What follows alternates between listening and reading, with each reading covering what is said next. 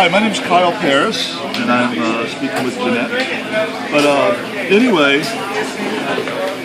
2001 in July, I did this bit where I took up a dead possum and pretended to be an animal trainer. And the premise of the bit was, I'm an animal trainer, I carry up this cooler, that's the only box I had. But I carried this container, opened it up, the animal's dead. I'm like, well, the show's got to go on. So, no, wait a minute, the show doesn't quite go on. I realize it's dead. I notice that it choked. And so I grab a vacuum cleaner, stick the hose down the neck, turn the vacuum cleaner on, try to unchoke it. Doesn't get unchoked, it's still dead. Then I say the show must go on. So, put the vacuum cleaner up, grab a hula hoop, and take the animal by the hand and just throw it through the hula hoop. Then take the animal, make it do flips by throwing it up. It flips into the air, hits the ceiling, and falls flat on the floor. Boom, like that. That's what the whole joke was supposed to be. And so on the way to Stanford's Comedy Club in Kansas City, I was looking for roadkill to use as the animal. Now keep in mind, this is July. Hotter than hell, 85 degrees or some such thing. On the way to the show, I was planning on picking up bags of ice to put inside the cooler to keep it cold, but I forgot to. So I'm driving along Highway 50, going to Kansas City. I see this, first of all, I see a couple of animals on the road that I checked, and they were too fucked up, so I couldn't use them, like dead cats and squirrels and shit like that. And then I find this possum that was pretty well intact. It was dead. And I thought it was a ferret. I didn't know it was a possum, I thought it was a ferret. On stage I say it's actually a ferret. Anyway, I grabbed the possum, I have on dishwashing gloves, and I have my cooler lined out with a plastic trash bag. So I dumped the possum in the cooler, close the cooler up, put it in the back of my van, and go on to Kansas City, to Stanford's. And when I got to the comedy show, I left the cooler in the van because I didn't want to like let on that was what I was going to do. Yeah. I didn't want to let on what was inside of it. So I go in, sign up, and it's about an hour and a half before I get up on stage. And it's been sitting out there in the van in the hot sun for like an hour and a half, 2 hours. So I go out there and get it. I smell it really good. And there's no smell coming from it, so I'm thinking it's okay. So I grab the cooler, go up, and I have my dishwashing gloves on and stuff. I remember sitting by the side of the stage, getting ready to go up. The comic is on before me. And like, sometimes I get a little anxious before I go on stage, but this time I had fucking butterflies. Really serious fucking butterflies. Before I went up, I'm like, holy shit, is this going to go? I didn't know I knew what my script was going to be, but I didn't know how it was actually going to be executed. Well, I didn't know how well it was going to be received, you know. Is the animal like going to like fall to the ground or something? It was just like, I knew something weird was going to happen.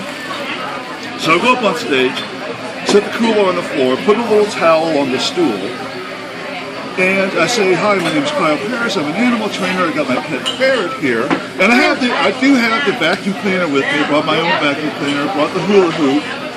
Oh my God. And I set all that stuff up before the show. I go up on stage, yeah, I'm an animal trainer, yada yada, I got my ferret here, and like, I open the cooler up, and it's like, once that seal, the airtight seal was broken. I didn't realize how airtight those things are. Yeah. It's like, I opened it up, and it's like, the heat in that place went up like 10 degrees. I'm not even kidding. The heat alone was enough to knock me back. Then there was the stench. Yeah. The stench just hit me. I was like, oh, but I'm professional. I'm going to go through it. And it hit the first row, and like, their eyes are watering up. And they're like, oh my God. I put on the dishwashing gloves, grabbed the possum, set it like put its hind legs on the stool, and its tongue was hanging out like this, like that. I was like, oh my God, it's choking. So I actually go through with it. I grab the hose on the vacuum cleaner, stick it in. The vacuum cleaner was all clogged up and everything. Turn the vacuum cleaner on. and try to unchoke it. No. Well, I didn't know this either, is that vacuums actually have to create a vacuum that can move the air through the bag, so it actually shoots out air as it's pulling air in. Oh my God. So the stink from the possum went inside, and the vacuum cleaner moved the air around so that the stench went from the first row to the back of the comedy club like that. And it's like everybody was like, "Oh my God!" Yeah. And comedian Johnny O was running the show. He was running the light, and like as soon as I brought the dead possum out, he was like shining the light up in the wall. Get the fuck off stage! Get off stage! Yeah. Like he's trying to land a helicopter. Like, fuck yeah, get out! So it was like, oh shit, this is way too bad. So after I say, well, fuck it, the possum's dead.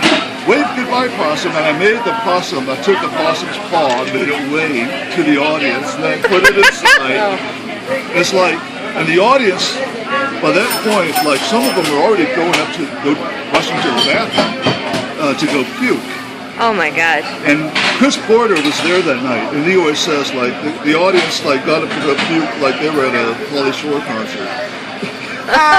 That's so funny. But anyway, I put it back in the cooler, and then I take the gloves off. Then I reach for the mic and put the mic back where it was, and that's what pissed off the following comic. Not only did I leave the stage smelly, but he noticed I actually touched the mic stand. Oh, with the gloves? No, I took the gloves off. Oh, okay. But I touched the mic stand with the same hands that I used to carry a dead possum with. And there was blood dripping from his mouth and everything. Oh no! And I took the towel, put it in there. And it's like, I remember as soon as I touched the mic stand, I put it back in its place. The guy coming up after me, he was like, "What is he doing? Oh my God, what is he doing?" Oh, and he yelled at the top of his lungs, yelling for dear life. "Oh my God, what is he doing?" And so I get up stage and say, "Thank you, good night." Grab the cooler, and like I remember everybody in front of me got out of my way, like they were parting the Red Seas, like Moses with the dead. Yes. They were like, "Oh my God, get out of here!" And I went out the back way. Oh yeah. I went out the back way because I wasn't going to go through the restaurant portion of the club. Went out the back way, went downstairs, went to the dumpster by the parking lot where I parked, and just dumped everything out. Yeah, you kept the cooler? Yeah, I kept the cooler because there was a trash bag inside the cooler.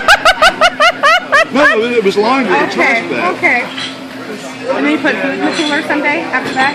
Yeah, I cleaned it out. Oh, okay. I cleaned the fuck out of it. All right. But no, it was lined with a trash bag, so there really wasn't anything like blood or anything inside the cooler. Oh, okay.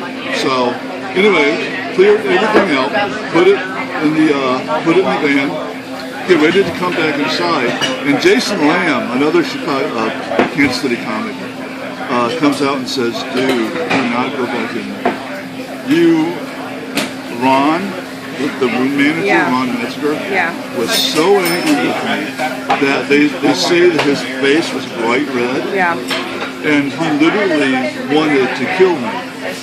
Like, I think if he saw me that night, he probably would have just tried to choke me or something. Like, punched me in the fucking face. It's like, listen, dude, Ron wants to kill you. You are no longer allowed inside Stanford. And at that point, they were saying that I was paying for life. But my vacuum cleaner was still on stage. So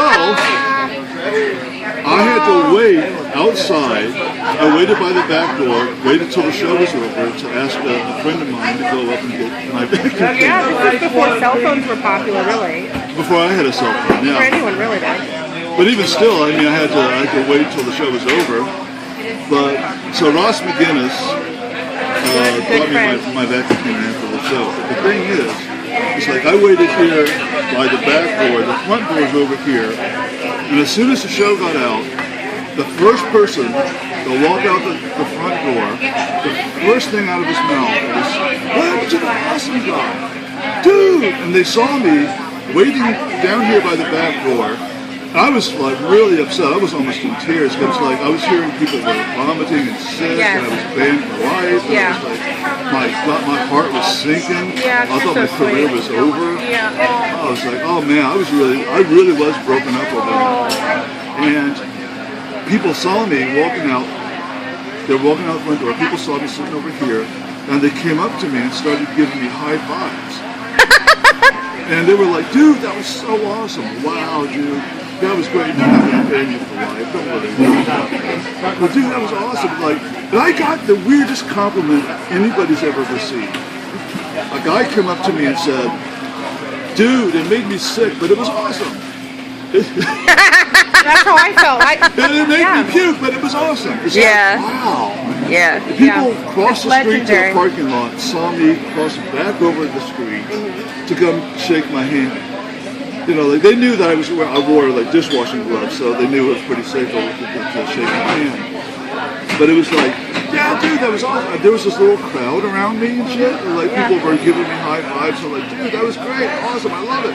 And then, this is Andrea Caspari. But Hi. Someone came out and sprayed. It was my first night. It was my first open mic. It was the first time I'd ever met Kyle or anybody there, and it was also my first 3 minutes on stage at Sanford. wow. And I had to go 6. I had to go actually 2 because you were like 3rd.